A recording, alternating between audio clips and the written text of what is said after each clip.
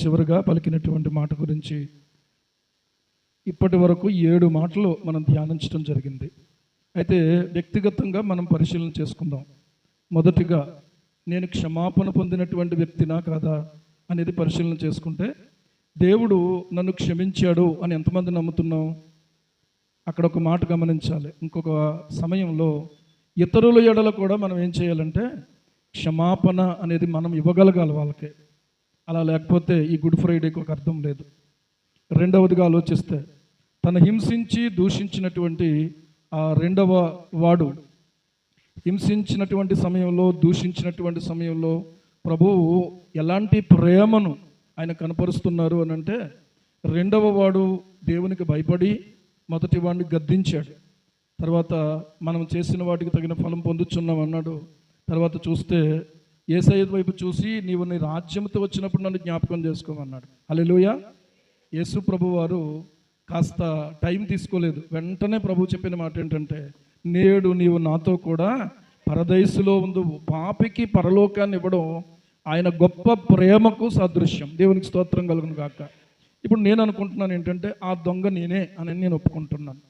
మీరు ఏమనుకున్నా సరే, ఆ దొంగ ఎవరో నేనే. పాపినైనటువంటి నాకు యేసయ్య పరలోకాన్ని, ఆయన శాశ్వతమైనటువంటి ఆయన రాజ్యాన్ని ప్రియులారా నాకు ఇచ్చాడు.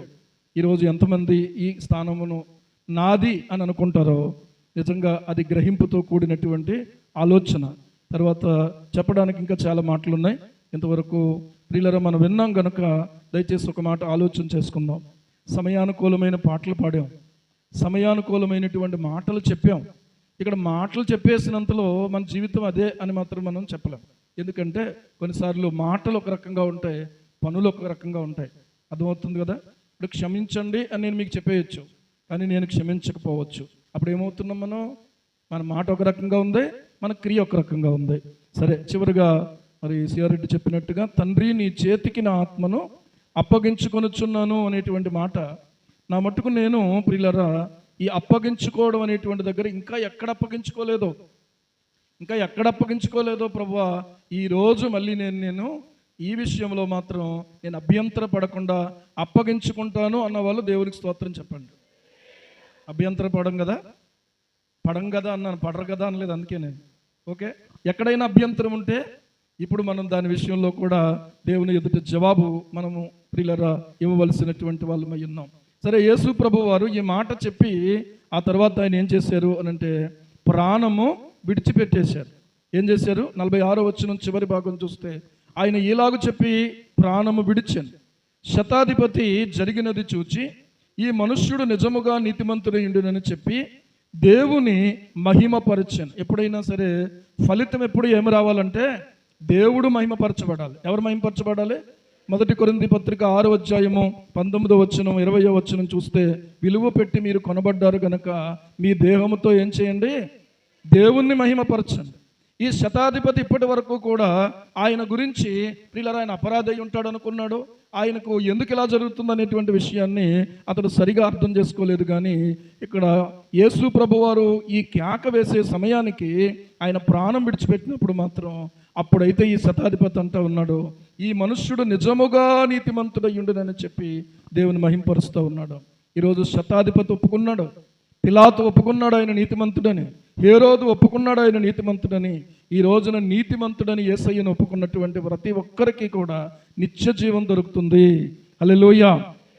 తర్వాత మనం చూసినట్లయితే జరిగిన ఈ విషయాన్ని బట్టి చూసుటకై కూడి వచ్చిన ప్రజలందరూ కూడా జరిగిన కార్యాలు చూసి రొమ్ము కొట్టుకొనుచు తిరిగి వెళ్ళిపోయారంట.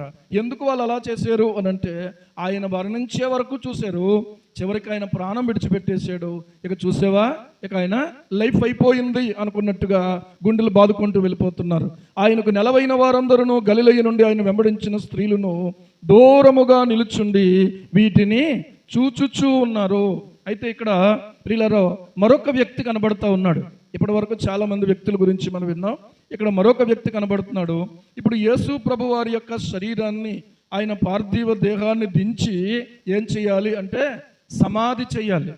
సమాధి చేయటం గురించి కూడా బైబిల్లో రాయబడి ఉంది. ఎక్కడ రాశారు? యెషయా గ్రంథము 53వ అధ్యాయము దయచేసి మనం చూసినట్లయితే అక్కడ రాయబడుతున్నటువంటి వచనాన్ని మనం గమనించవచ్చు. కొన్ని మాటలు నేను మీ ముందుకు తెచ్చి త్వరగా నేను కూడా ఈ మాటలు ముగిస్తాను. దయతో మీరు సహకరించండి. వాక్యం చూడండి ఏమని రాయబడుతోంది. 53వ అధ్యాయము 9వ వచనం. అతడు మరణమైనప్పుడు భక్తిహీనులతో సమాధి నియమించబడును. తరువాత ధనవంతుని యొద్ద అతడు ఉంచబడిను. ఇప్పుడు ఒక ధనవంతుడు రావాలి. ఆ ధనవంతుని యొద్ద ఇప్పుడు ఆయన దేహము ఉంచబడాలి. దేవునికి స్తోత్రం కలుగును గాక.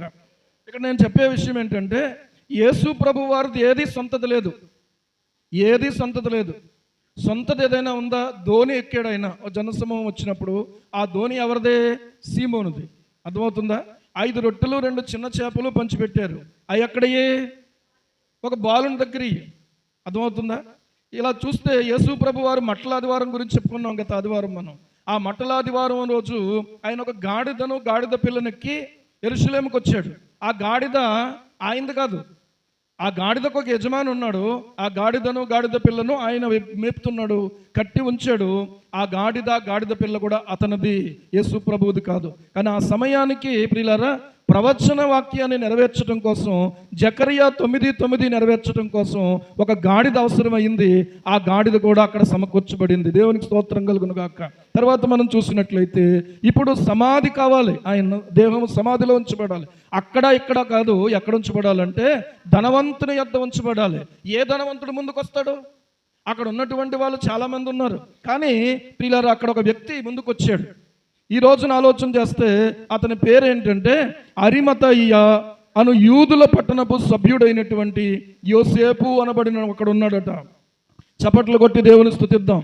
ఒకడున్నాడని ఎందుకు చెప్పింది పరిశుద్ధ లేఖనం అంటే, చాలామంది ఉన్నారు కానీ ఈ పని నెరవేర్చడానికి, ఈ వాక్యం నెరవేర్చడానికి, ఈ దేవుని యొక్క చిత్తాన్ని నెరవేర్చడానికి, ఆ మహిమ కలిగినటువంటి యేసయ్య మహిమను విడిచి మానవాకారంతో ఈ లోకంలో పాప శరీరాకారంతో వచ్చినటువంటి యేసుక్రీస్తు ప్రభువు యొక్క దేహాన్ని నాకు కావాలి అని తీసుకుని ధనవంతుడు తన యొక్క ప్రియులారా ఇష్టపూర్వకంగా తన దగ్గర ఉంచుకోవాలి. ఇది ఎలా జరుగుతుంది? అందరూ కోపంతో ఉన్నారు, అందరూ పగతో ఉన్నారు, ద్వేషంతో ఉన్నారు. ఉన్నటువంటి ధనవంతులంతా భయపడుతున్నటువంటి పరిస్థితిలో అరిమతయ్య యోసేపు గురించి ఒక మాట రాయబడి ఉంది. మరొక వచనంలో యోసేపు తెగించి అనే మాట ఉంటుంది. దేవునికి స్తోత్రం. ఈ ధనవంతుడు ఎలాంటి వాడు అంటే తెగింపు కలిగినటువంటి వాడు. మనం కూడా చాలా విషయాలకు తెగిస్తూ ఉంటాం. దేనికి తెగిస్తూ ఉంటాం అంటే ఏది చేయకూడదో దాన్ని చేయడానికి తెగిస్తున్నారు ఈరోజు చాలామంది. కానీ యేసు ప్రభువారి దేహం కోసం తెగించి ఈ అరిమతయ్య యోసేపు ప్రియులారా ఆ శతాధిపతి దగ్గరకు రావటం జరిగింది, లేదా పిలాతు దగ్గరకు రావటం జరిగింది. ఎందుకంటే పిలాతే దీని అంతటికీ గవర్నర్. దేవునికి స్తోత్రం కలుగును గాక. కనుక అధికారం కలిగినటువంటి ఆయన దగ్గరకు వచ్చి, పిలాతు దగ్గరకు వచ్చి ఏమంటున్నాడో తెలుసా? 52వ వచనం చూడండి. ఇదే లూకాసు వార్త 23:52 రాయబడి ఉంది. అతడు పిలాతునొద్దకు వెళ్ళి యేసు దేహము తనకిమ్మని అడుగుకొని, ఏమని? యేసు ప్రభు వారి యొక్క దేహము తనకిమ్మని అడుగుకొని దానిని క్రిందికి దించి, అంటే దాన్ని ఎవరు దించడానికి కూడా ఎవరు రాలే. ఆయన ఏం చేశాడంటే కిందికి దించాడు. ఎవరు దించారు?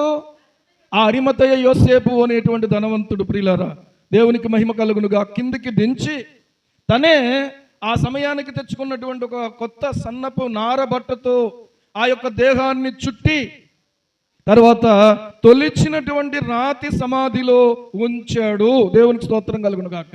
దేవుడు సెలవిచ్చినటువంటి ఈ మాట యెషయా ప్రవక్త ద్వారా సుమారు 700 సంవత్సరాల క్రితం చెప్పబడినటువంటి మాట. అది ఒకవేళ ఎక్కడో గ్రంథపు చుట్టలో ఎక్కడో రాయబడి ఎక్కడో ఉండుంటుంది ఆ మాట. కానీ దేవుడు సెలవిచ్చాడు కదా, ప్రవక్త ద్వారా దేవుడు మాట్లాడాడు కదా.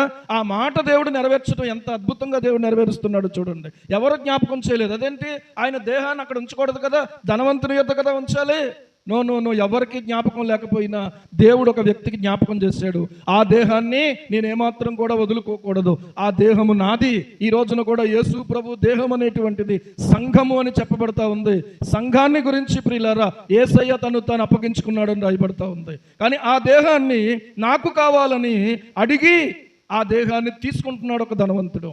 ఆ ధనవంతుడు చిన్నవాడు కాదు. ఆ ధనవంతుడు ఎవరు అని అంటే యూదుల పట్టణానికి ఒక సభ ఉంటుంది. ఆ సభ పేరు ఏంటంటే సన్హెద్రిన్ అనేటువంటి సభ. ఆ సన్హెద్రిన్ సభలో చాలా ముఖ్యమైనటువంటి వ్యక్తులు ఉంటారు. అందులో ఇతను ఒకడు.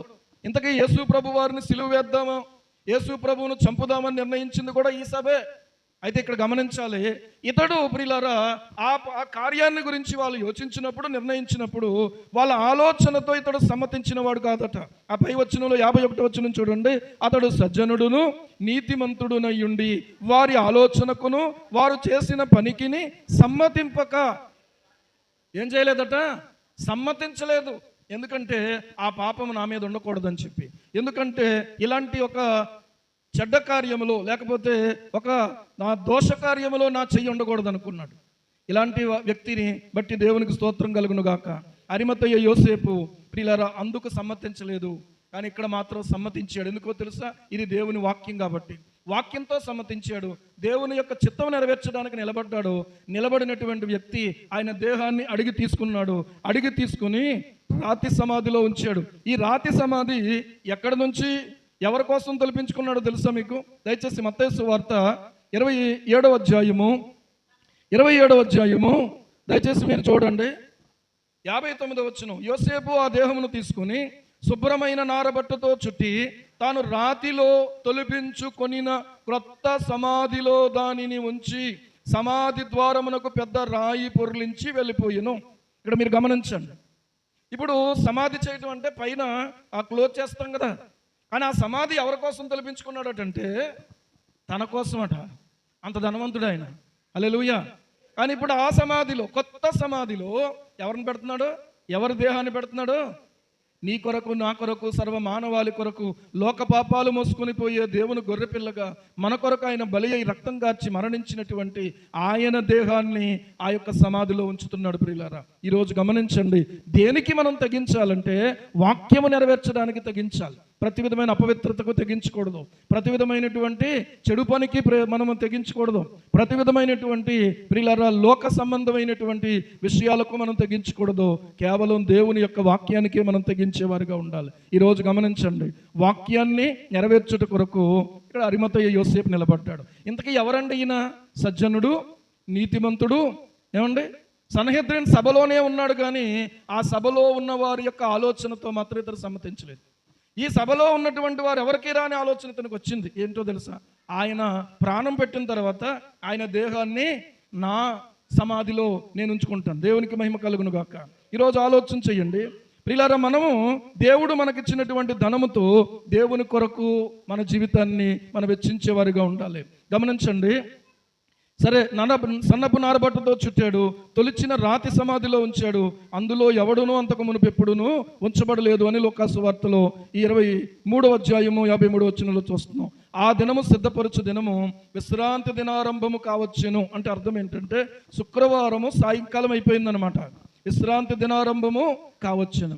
అప్పుడు ఏం జరిగింది అనంటే సమాధి చేయబడ్డాడు యేసు ప్రభు వారు. తర్వాత దానికి పెద్ద బండరాయిని దొర్లించేసి దానికి మూత వేసేసారు. ఈ మూత వేసేసిన తర్వాత జరిగింది ఏంటంటే పిలాతు దగ్గరికి వెళ్ళి కొంతమంది ఏం చేశారంటే ప్రధాన యాజకులు, పరిసయ్యులు అనేవాళ్ళు, అయ్యా ఆయన సజీవుడుగా ఉన్నప్పుడు, నేను ఇంకా గౌరవంగా చెప్తున్నాను, ఏమన్నారంటే ఆ వంచకుడు సజీవుడై ఉన్నప్పుడు నేను 3వ రోజు లేస్తానని చెప్పాడు. ఆయన లేచేది లేదు, లేకపోతే ఆయన బ్రతికేది లేదు. కానీ ఈ శిష్యులు ఉన్నారు కదా, ఈ శిష్యులు ఏం చేస్తారంటే ఆయన దేహాన్ని ఎత్తుకుని వెళ్ళిపోయి ఆయన లేచాడని చెప్పొచ్చు. కాబట్టి మీరు ఏం చేస్తారంటే ఆ సమాధి మీద రాజముద్ర వేసి దాని చుట్టూ ఏం చేయండి అంటే కాపలా పెట్టండి అన్నాడు. అర్థమవుతుందా? ఏం చేయండి? కాపలా పెట్టండి. అది ఎవరిది? అరిమతయ్య యోసేపుది. కానీ ఇప్పుడు ఆ సమాధి ఎవరి కంట్రోల్లోకి తీసుకోబడిందంటే రాజుగారి యొక్క, కైసరి యొక్క కంట్రోల్లోకి తీసుకోబడింది. మొత్తం ఇక్కడ ఆ సమాధి దగ్గర కాపలా పెట్టారు. ఆ సమాధిలో ఉన్నది యేసయ్య దేహం.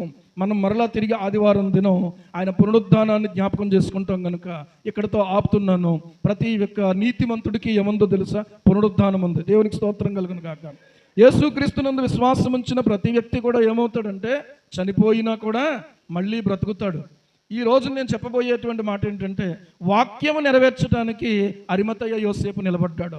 మరి ఈ రోజు నువ్వు నిలబడతావా? ఈ గుడ్ ఫ్రైడే రోజున ఇంకా నేను ఏ వాక్యం నెరవేర్చడానికి నేను నిలబడాలి అనంటే ప్రభువు రాకడ సమీపంగా ఉంది. ఇదిగో ఆయన మేఘారూఢుడై వస్తున్నాడు.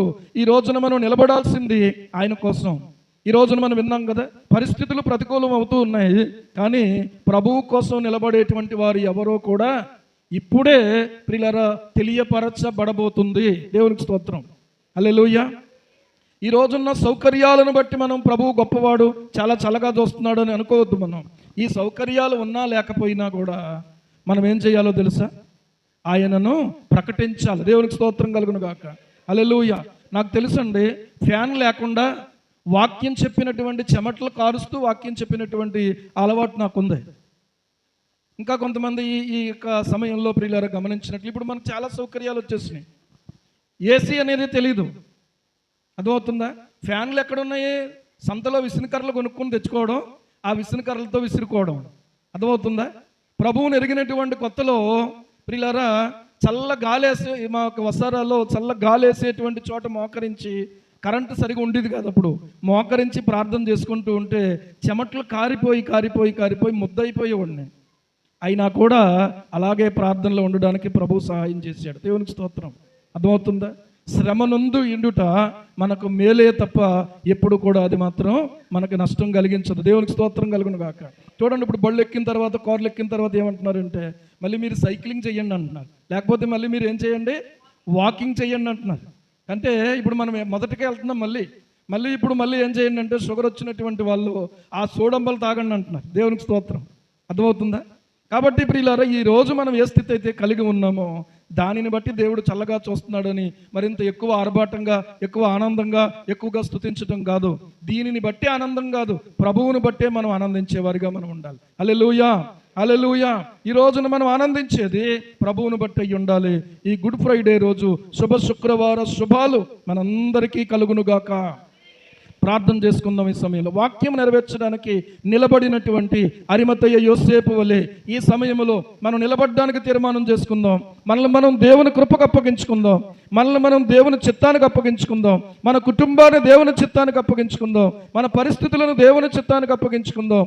ప్రభువా, ఏదేమైనా సరే నీ కొరకు నేను నిలబడడానికి కావలసినటువంటి దేవా కృపను నాకు దయచేయనైనా అని చేతులెత్తుదాం, ప్రార్థన చేద్దాం. చివరిగా దయచేసి అందరికీ కూడా కొద్ది నిమిషాలు మాత్రమే టైం ఉంది, మనం దేవునితో చేతులెత్తుదాం. హల్లెలూయా, హల్లెలూయా, హల్లెలూయా.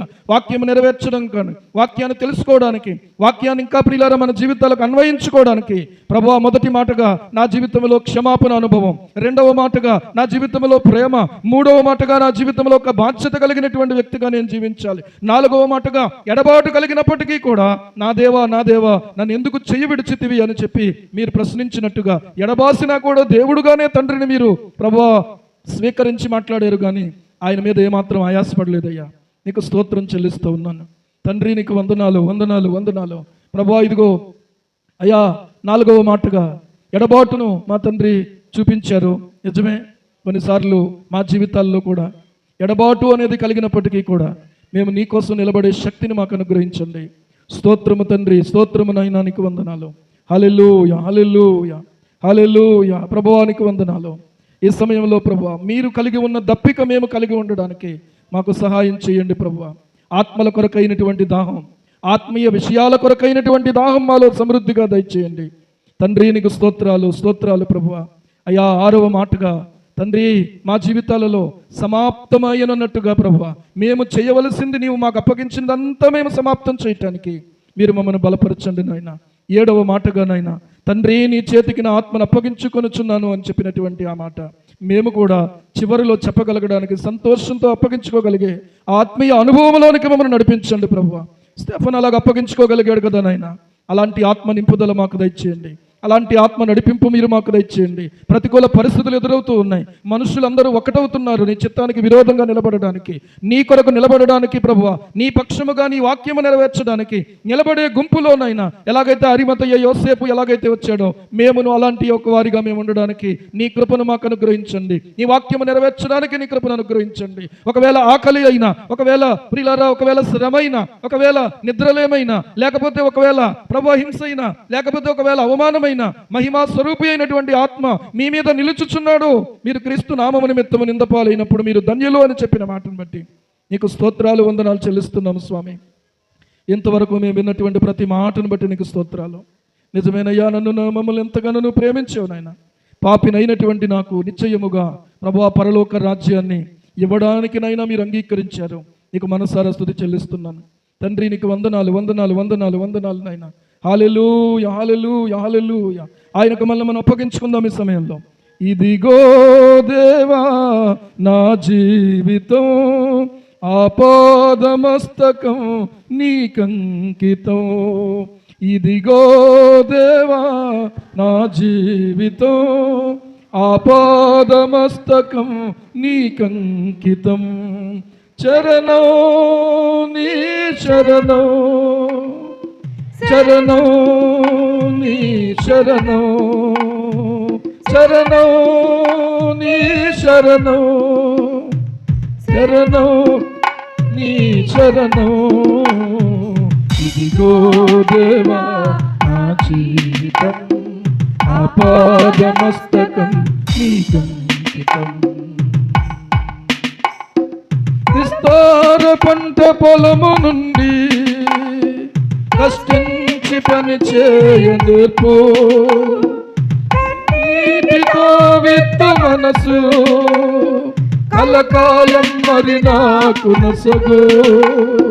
క్షేమ క్షేమ కాలమైనా నిన్ను పరచ బ్రతుకు నిన్నయా. నశించు ఆత్మలన్నీ చేర్చు కృపా నిన్నయా. ఇదిగో దేవా నా జీవితం ఆపాదమస్తకం నీకంకితం. ఇదిగో దేవా నా జీవితం ఆపాదమస్తకం నీకంకితం. నిజముగా నా జీవితాన్ని దేవునికి అంకితం చేసుకుంటున్నానని చెప్పి తీర్మానం చేసుకున్నవారు ఈ గుడ్ ఫ్రైడేకి ఒక అర్థాన్ని కలిగిస్తూ ప్రియులారా మన జీవితానికి ఒక అర్థాన్ని కలిగించుకుంటూ ఈ దినం మరొక్కసారి ప్రభు ఎదుట తీర్మానం చేసుకుందాం. తీర్మానం చేసుకోవడానికి ఇష్టపడిన వారు మీ కుడి చేయి పైకెత్తి చూపించండి. మీ కుడి చేయి పైకెత్తి చూపించండి. అలాగున మీరున్న స్థలాల్లో మీరు లేచి నిలబడండి. మీ కొరకు నేను ప్రార్థన చేయడానికి ఇష్టపడతా ఉన్నాను. ప్రభు ఇదిగో నీ వాక్యం నెరవేర్చడానికి ఏ రీతిగానైతే మా తండ్రి అరిమతయ్య యోసేపు నిలబడ్డాడో మా కోసం శ్రమనందడానికి, మా కోసం హింసను అనుభవించడానికి, అయ్యా మా కోసం గాయాలు పొందడానికి సుమారుగా 5,650 గాయాలు మీరు పొందారు నాయన. దెబ్బలు మీరు అనుభవించారు ప్రభువా. తండ్రి మీకు స్తుతులు వందనాలు చెల్లిస్తూ ఉన్నాం.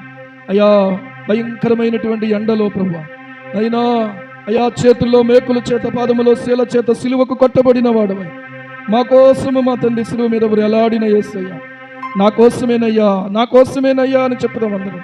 నా కోసమేనయ్యా ఈ శ్రమంతా, ఈ వేదనంతా నా కోసమేనయ్యా దేవా. ఈ వెలువేతంతా నా కోసమేనయ్యా. ఈ అన్యాయపు శిక్షంతా నా కోసమేనయ్యా.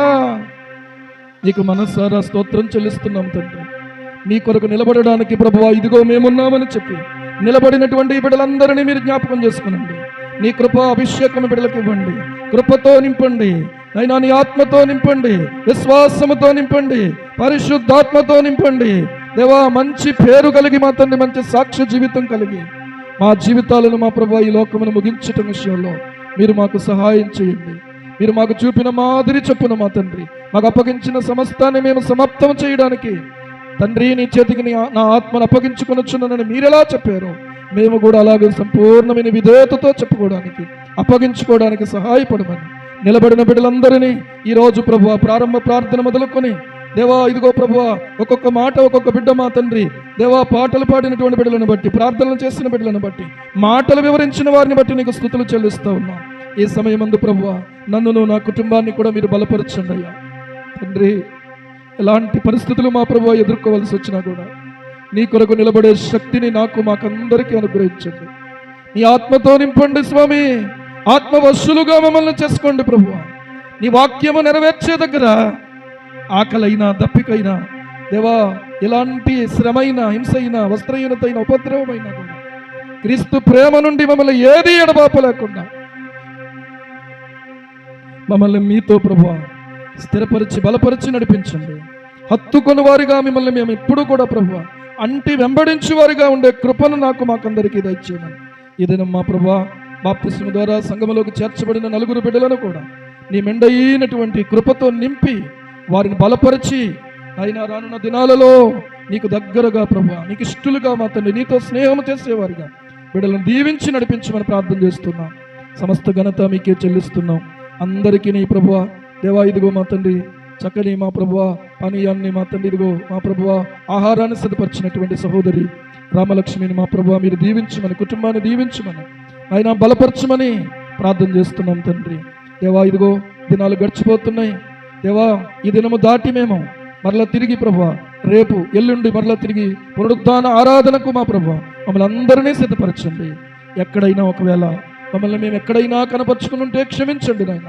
మీరు హెచ్చవలసినది, మేము తగ్గవలసినది ప్రభువా దయచేసి మీరు కృప చూపి నడిపించమని యేసు ప్రభు వారి యొక్క శ్రేష్ఠ నామములో ప్రార్థించి స్తుతించి వేడుకుంటున్నాం మా పరమ తండ్రి, ఆమేన్.